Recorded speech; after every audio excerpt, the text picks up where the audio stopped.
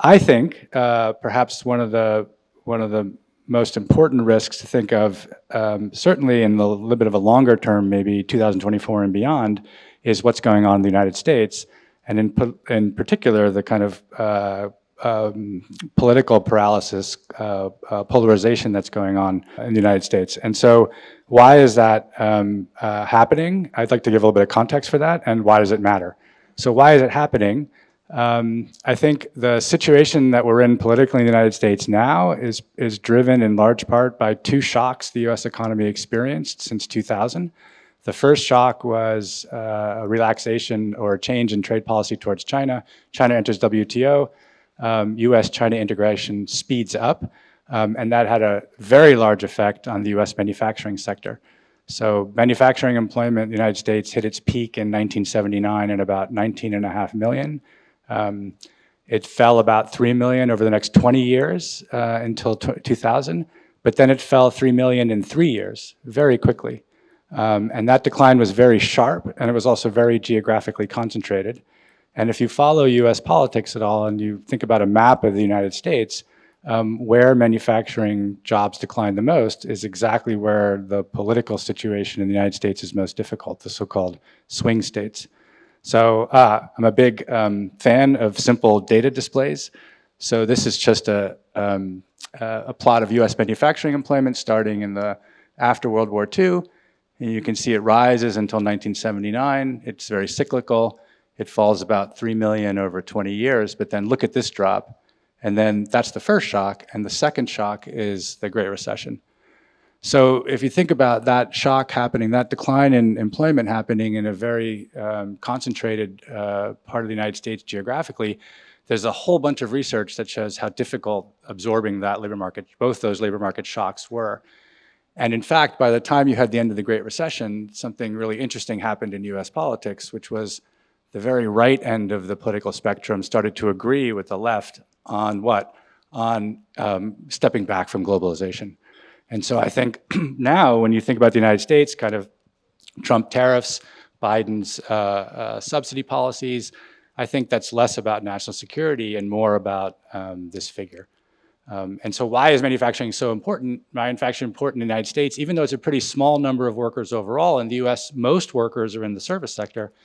It's a sector where for a very long period of time, up until 2000, workers could get a relatively high wage with a relatively low level of skill, like a high school diploma.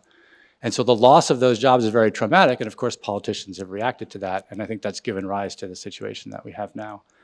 Why does that matter? Well, that matters because the US historically has taken a lead on globalization, on rules-based institutions that manage the global economic environment. A big risk going forward is that we lose that rule-based system and you start having more ad hoc policy.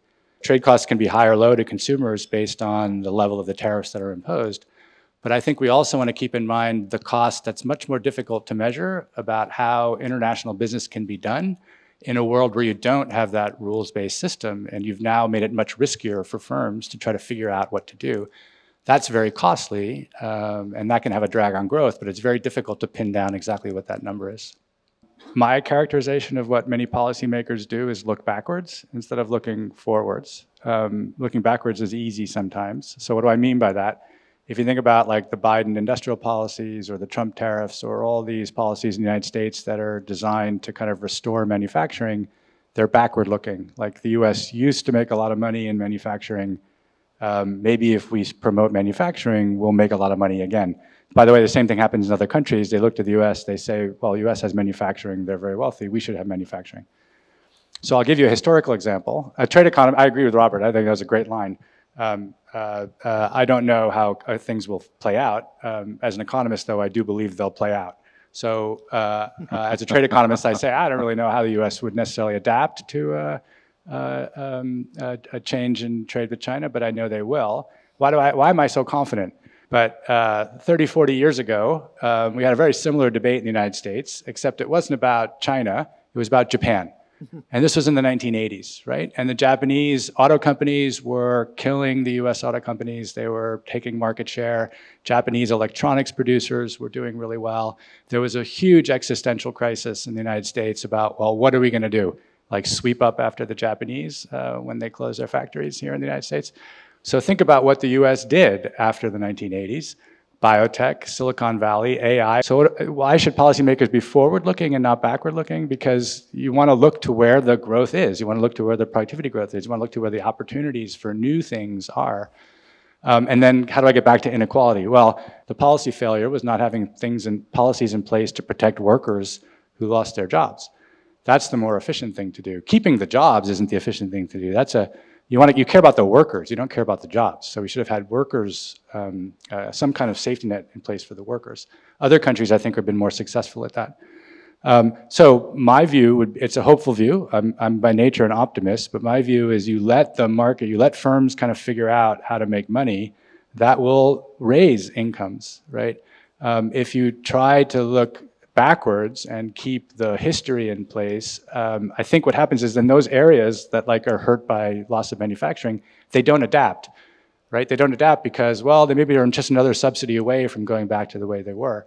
So I think one thing that can contribute to less inequality, and again, this is like a huge topic, so I'm just talking about a small bit of it, but one thing that can contribute to that is letting markets work, right? Letting firms try to figure out how to pursue efficient opportunities.